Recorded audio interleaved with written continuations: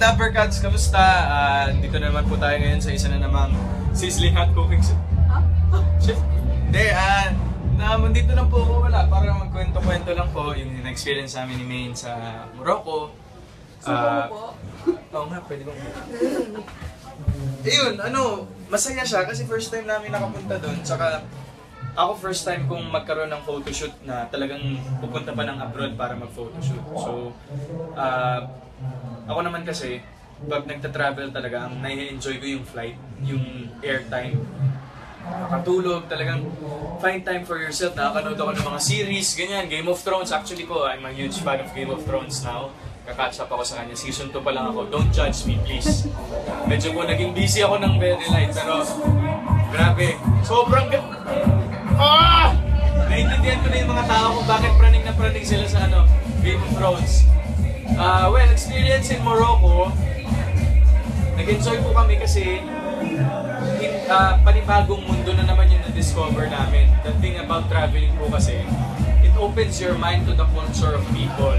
You see all over the world. So yung Morocco, since it's a Muslim country, madaming mosque, tapos makikita maraming mga nakabalot na mga babae. Tapos, ang maganda dun kasi yung mga camel, pakalat-kalat lang yung mga camel. Ayun, si Mengay, nakasakay siya dun sa isa. Tapos, but ako na-appreciate ko sa Morocco is the structure. There's this Hassan II Mosque na pinuntahan namin, na nag-shoot kami. Ang laki niya eh, basta it's 6 years in the making na mosque. Tapos 10,000 tao yung gumawa. So lahat ng architecture sa loob, handcrafted, imagine. Tapos, it was a fun shoot, and excited po kami makita niyo yung cover. At sana po, may experience yung Morocco doon po sa cover na ginawa namin. Ayun, so going back to Game of Thrones. Grabe! Kasi, alas 2 ng umaga, alas 3 ng umaga ako natutulog dahil dyan. Minsan gusto ko bang manood, hindi ko na lang kaya kasi puyat na ako. Alam niyo yun? Pero na ako eh. Basta basically, gusto ko maging part ng Game of Thrones. Gusto ko rin maging Targaryen. Para bloodline ako ng mga dragon. Tama ba? Oo. Targaryen yung mga dragon. Targaryen. So, ano pang mga series pinapanood? ayun, natapos ko na yung Sense8. Tapos ko na yung Penny Dreadful. Blind Spot. Grabe, super fan ako ng Blind Spot. Oh my God. Kakatapos na ng Season 1, on the way to Season 2. Lucifer. Nanonood din akong Lucifer. How to Get Away. Hindi. Gusto ko yung mga hardcore. Pero lately, Game of Thrones talaga. Grabe talaga. Nasa-stress na ako talaga. Oo, nakaka-stress. Ano pang isang pinaka na ginawa mo sa Morocco? Ay, naku, doon ako, actually, dinangload ko pala yung Pokemon Go nandito sa Pinas. So, parang 40-45% ng Pokemons ko ngayon galing Africa. So, nakahuli ako ng Growlite doon, nakahuli ako ng Ponyta doon, ng Meowth, dito siya eh. Kailang Pokemon ka na lahat doon? Lahat-lahat ang Pokemon ko, mga nasa 49. At saka, guys, advice ko lang sa inyo, kung magpo-Pokemon Go kayo, huwag naman kayong mag-cheat. Yun yung thrill ng laro eh. So kung mag-cheat kayo, gagamit kayo nung jailbreak app na nagte-teleport sa ibang bansa. Wala. The essence of Pokemon Go is you find the Pokemons yourself. Maglalakad, to exercise, to go out, see friends, o yan na.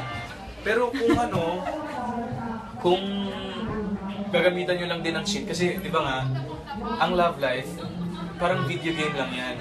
Kapag may cheat, madaling matapos. Talagang mahumugot. Anong level ka na daw? Level 14. Yan. Ito na yung mga Pokemon ko. Yan. Sige, i-ano natin sa pinakamalakas. Ayan, pinakamalakas ko, Prime, Pinsir. Dito ko na nahuli sa Pinas yan.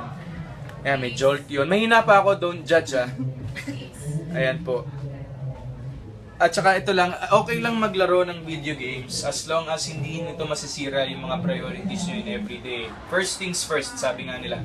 Hindi pwedeng magpo-Pokemon Go kayo tapos napapabayaan nyo yung trabaho. Kasi in a way kasi talaga, online games, meron talaga siyang antisocial slash addiction effect. It's a matter of how you handle your addiction and your interest in the game. Ako kasi, aminado naman ako before yung mga nakaka-addikan kong online games. Talagang na-addict talaga ako. Minsan, yun na lang. Parang ako and video games na lang yun nag-i-exist. Ano yung huli mong nilaro bago yung Pokemon?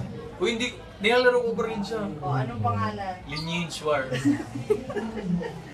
So, yung Lineage War, andun ako, hanapin nyo na lang kung sino ako doon. Pero naka-disguise ako, yung pangalan ko iba. Yun, naging addict ako, pero lately na-realize ko na parang ang dami kong namimiss. Time with family, time with friends, parang in a way nagiging antisocial talaga ako. Kaya dapat talaga you find effort na kahit you're into the game, don't forget the people around you. Tapos yung priorities nyo, syempre, trabaho, school, bills to pay, mga obligasyon. Kumbaga, but before pumasok yung game sa buhay nyo, huwag nyo kakalimutan yung buhay nyo. Kasi don't let it ruin your life. Yun naman ang piece of advice. It's okay to enjoy the game.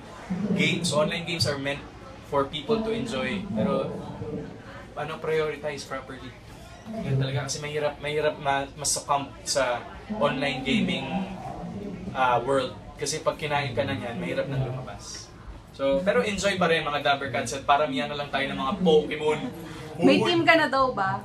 Team Valor. Pare-pareho pala tayo. Kasi yun daw yung malakas eh. Ayun ba yung Parehas tayo. Basta tsaka yun, never cheat. Kasi madali matatapos sa mga bagay pag niloloko tayo. Dapat lagi Hugot na naman. Dapat laging seryoso, tsaka stick to one. Uy! Ganon. Thanks mga Dabbercats. No tayong Game of Thrones ha. Yan, and